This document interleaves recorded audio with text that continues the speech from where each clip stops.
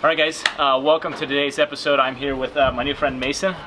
We are at the Shark Bay Aquarium, right? That's Ocean Park Aquarium, that's the one. Yeah. Ocean Park Aquarium. So I actually just had a tour with Mason. He was our tour guide. He was really awesome. I'll give you props on that. Good on you, mate. Really good. Cheers. But I want to do this video to kind of talk about like a little bit more of like the conservation side, and because of I've been in Australia now for like a month, and I've been realizing just so much of the like progressive effort for conservation, and like especially with plastic, like a huge push for that. And that's something in the States that we don't really see. I mean, like a perfect example is like grocery store. You go to the grocery store, you buy groceries, and you get 10,000 little plastic bags, just like rip them out, and it's like that with almost everything. But here, it's like a very progressive effort. So I kind of wanted to give like an informational piece on for people that are coming here, and steps that we can take toward more of this, like the attitude you guys are taking, which I think is very good. Awesome. Cool. So why don't you give us like the quick 60-second background on you and like your story? Yeah. So I graduated from Murdoch University down in Perth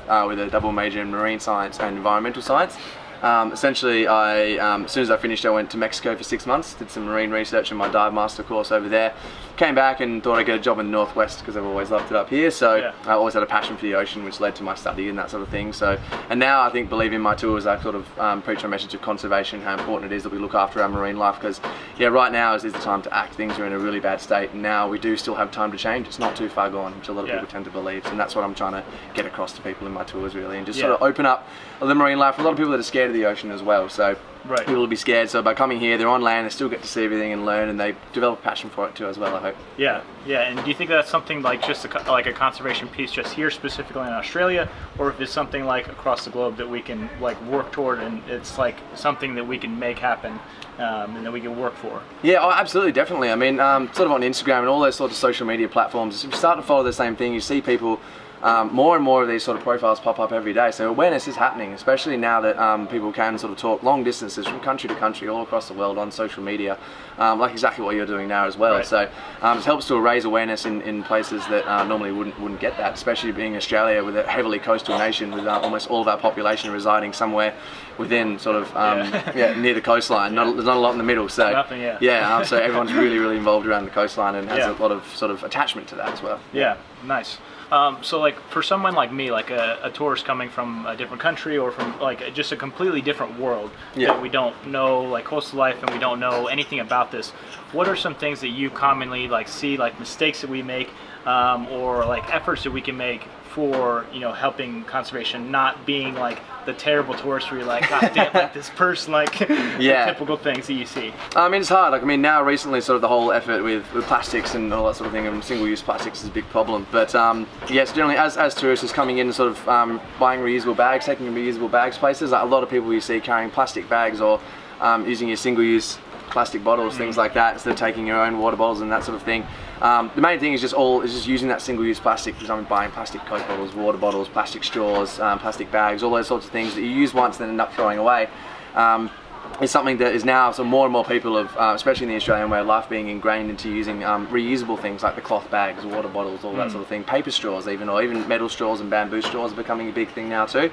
So I guess for yourself as a tourist, just trying to keep that in mind, and being that we're trying to basically reduce our use of single-use plastics as much as possible, because being such a coastal nation and we're having heavily winds on the west coast, especially here where we are, we get massive southwesterly winds for sort of 6 to 9 months of the year, and that blows plastics and anything, if it doesn't go exactly in the trash can, even nearby, it all winds up in the oceans, and it's a big issue that we're having now. And that's like, I've been here for a month and a half now, and the first time I went to the grocery store, they were like, I could either buy a plastic bag for 25 cents, or I could buy the reusable bag for $1, and if the $1 bag broke, they would give me a new one. Exactly. And so the first time, I'll admit, I just paid for the plastic. Of course, I bought the plastic bag, and the second time I went, they're like, okay, do you want to buy a bag, or what? I'm like, shit, I don't want to pay the 25 cents. To me was like, just give me the regular bag. And that for me was just making me pay for the 25 cents for a plastic bag was enough to say, I don't want the plastic bag anymore. This doesn't make any sense. Like, just give me the logical cloth bag, and now it's all good. Absolutely.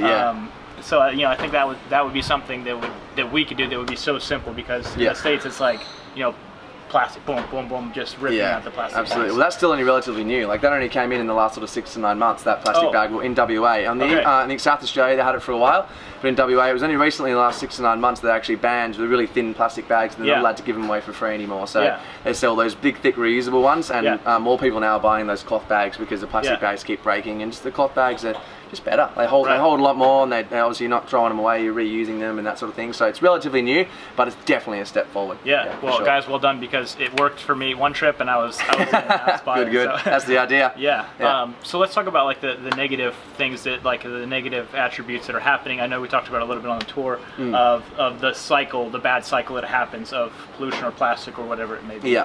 So generally we get a lot of plastic pollution in here, and mostly it affects a lot of our marine life as well. Majority of our marine life, especially animals like turtles and things like that. Omnivores, the turtles are obviously very, very close to shore, especially filter feeding animals like whales, so for example whale sharks and manta rays and things like that. These animals just swim through the ocean with their mouths open, filtering out all the plankton and things like that. So plastic bags and microplastics as well are a big deal, which are basically teeny tiny microscopic bits of plastic that build up inside these animals and end up, so much plastic gets stuck in their stomach. A lot of them starve to death because there's so much plastic in their stomach that they can't process real food. If they do pass out this plastic, obviously you can imagine eating plastic yourself, it's going to wreak havoc on your internal organs. Right. And especially with our turtles as well, they get big infections in their stomach and they become what we call floaters, which means they get stuck on the surface of the water and they can't dive down to find food, to find shelter, and a lot of the time they get eaten on the surface as well, or wash up on the beach and essentially just like to die. So maybe if they're floating, they're technically not dead yet. They're just basically suffering. They're just suffering because they can't dive down. They dive down to sleep. They rest on the sea floor to avoid predators and in caves and things like that. Right. And so yeah, they're up on the surface and they're being eaten. They're much more susceptible to boat strikes as well, so being run over. And yeah, all plastic is in almost every single marine life that you can find, like fish, birds, sea turtles, whales, sharks, all these animals have plastics of some sort in their digestive systems. Yeah. Yeah. Wow. Yeah. So like going with that, like is there anything that you particularly see that's like the biggest no-no like ever? Is there any like one main thing or two main things that you can like really pinpoint that you're like, oh, like what are you doing? Like stop. Yeah. It's more, I think to me, sort of plastic bags and straws and just single-use plastics are my biggest thing. I've tried to do it, try not to do it as much as possible, but I tend to plastic shame people, like where just like, you don't need that, have this one instead, this reusable item. Or do you really need that plastic water bottle? We have water in jugs here and a glass that you can drink from, and take that instead. But yeah, I think plastic straws and plastic bags are my main big one. Just people use them once, then you throw them away, and they end up in landfill or they blow away. People are like, oh, I'm going to reuse it, but they never really do. So yeah, I think plastic bags and plastic straws are the biggest ones, and just people who litter, so people who don't put their plastics and stuff in the bin. Sometimes you go down to a beautiful beach and you just see plastic and rubbish and things everywhere, and it's heartbreaking. It really is. Yeah, I've seen that once, and I can't remember where it was, but it was like I've seen so many beautiful places, and then I saw that once, and it just was like, just like you said, it just like sucked the life out of it. It does. You get really sad. It's not so much in Australia, but a lot of places without that education, like Southeast Asia and a lot of those places too, they just so sometimes the local governments, it's really bad, will actually pay people to dump their stuff in the ocean because it's actually cheaper for them to dump it in the ocean than for them to process it. Really? And that's just the way of life that they have. A lot of places in Southeast Asian countries as well just don't have that, like Thailand, Malaysia, Indonesia, places I've been to, just don't have that infrastructure or that that sort of common knowledge that we have about how much damage this is doing to our environment. Yeah. Right. Wow. So obviously, like we're taking good steps toward the right direction. Like especially you guys here in Australia, undoubtedly. Is there anything that you see in the next, like let's say 10 years or 15 years or 20 years, maybe, like big, huge progressive steps that we can work toward a more sustainable life? Yeah, absolutely. I mean, the big things that people go for is recycling, or is this recyclable? Is this recyclable? Can we reuse this? But it's kind of just putting a band-aid on the problem. You got to cut it out at the source. So basically, then the need, or the how do I put it? But not needing that in the first place. So for example, people having some of those metal straws and reusing, people having their own water bottles, you wouldn't need to produce that much plastic in the first place. So it's great that things are recyclable and we can reuse them, but yeah, the better option is to just not have that at all. Okay. So not having those plastic bottles and all those things, exactly. So yeah, that is recyclable, but you shouldn't need that in the first place. Just having sort of glass or even things that are easier to recycle, or not having them in the first place at all. So I think sort of getting to big companies just saying, so we don't want plastic. So that's the main thing you can do. As a consumer, we have the power, so we can say to people like, no, we don't want that. If that's got plastic on it, sorry, I don't want that. I'd rather, this cardboard one or this reusable one that I can keep using over and over again. I don't want all this single-use plastic. Right. So what would be like a good alternative to someone buying a Coke in a bottle? Like what would be the next step for, you know, companies that are selling Coke or businesses that, you know, want Coke products or bottled products or plastic products, what would be kind of the next step for that? So just even reusable as a business. So back in the old days when you got milk delivered to your door in glass jars, and then once you finished that milk, you put the glass bottle back outside. It was taken away and replaced with new milk, and they washed it and reused it again. That can be done. It is done. Even when I was in Mexico, we drank our Coke, collected all the bottles back in the crates, gave it back to the Coke people. They gave us full ones, and they washed those and refilled them again and gave them back. Yeah. So yeah, that's doable. 100% doable. So when they drop off your Coke order every week, what's stopping them from taking those empty bottles away and reusing them and washing them again? So yeah, instead of having plastic, having glass. Yeah. Exactly, they're here anyway. So that would be the best way. Those big companies like Coca-Cola and Pepsi and all those ones, instead of having plastic bottles that you use once and throw away and take thousands of years to break down, you just have those glass bottles. You can return them. Like in South Australia and even in West Australia, they're implementing it too, where if you return your plastics and your recyclables, you get 10 cents per bottle or per can. I think they do it in the States as well, in some places too. So yeah, even that, just it's an monetary incentive to recycle and to reuse and just get rid of that single-use lifestyle and that single-use habit that we seem to have developed in the last sort of, you know, 50 to 60 years. Yeah. Awesome. Well, kind of closing notes, is there anything that's, any last plugs or anything that you wanted to say? Any last thoughts? I know you have a very strong feeling about sharks. Yeah, absolutely. Attacks, yeah, so I was talking about sharks on my tour with Jerry here, and basically I was saying that in West Australia we have a really, really big sort of stigma, I guess, that sharks are everywhere and they want to eat you and they want to take you out and all that sort of thing. I was talking to my friend and we were like, dude, we're not going. Like he was not going. He was dead set. He was not going to go in the ocean. Yeah. No, it's not. It's all about. So it's media hype basically. Yeah. So don't believe the hype basically. I know Donald Trump's all about fake news and that sort of thing. But yeah, it's just don't believe the hype you see on the news. These guys are beautiful, beautiful animals, and sharks are vital for our oceans. We need to do everything we can to protect them. Without sharks, we don't have oceans. They're apex predators. They play a very important role in our ecosystem, and they're intelligent animals. And they straight up do not eat people, and they're not all over the place like you see them. The number one reason you're seeing more sharks and you get sort of, I guess, a few more attacks than you normally would is the population of the world is increasing drastically. So realistically, statistically, there should actually be more shark attacks than there are.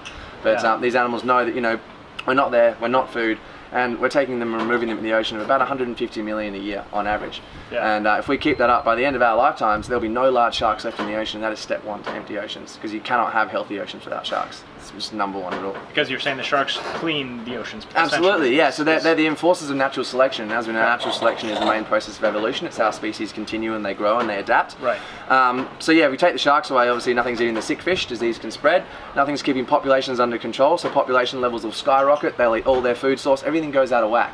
So the sharks are the enforcers of natural selection and that food chain. Everything's in a beautiful balance. If you remove or add anything out of the ordinary to that, then everything goes out of whack and the whole system starts to fall apart. So yeah, sharks are crucial for the health of our ecosystems. We can't have healthy oceans without sharks. And you said like 7 deaths a year, right? Yeah, on average about 5 to 6 deaths a year worldwide.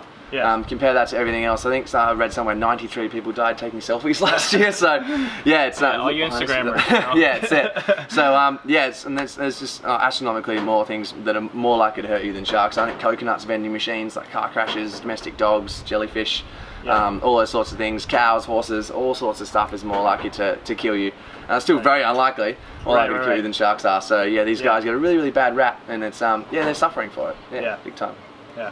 Well, awesome, man. Definitely appreciate you taking the time here. No I hope worries. you guys got some good stuff out of it. If you guys are here in Shark Bay, definitely come see Mason at the Shark Bay Aquarium. Ocean Park Aquarium.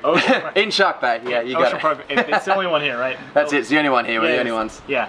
Come check them out. And then if you guys want to check out the podcast, if you're on the podcast, you check out the YouTube channel, The Travels. Besides that, we'll see you guys next time. Thanks, guys.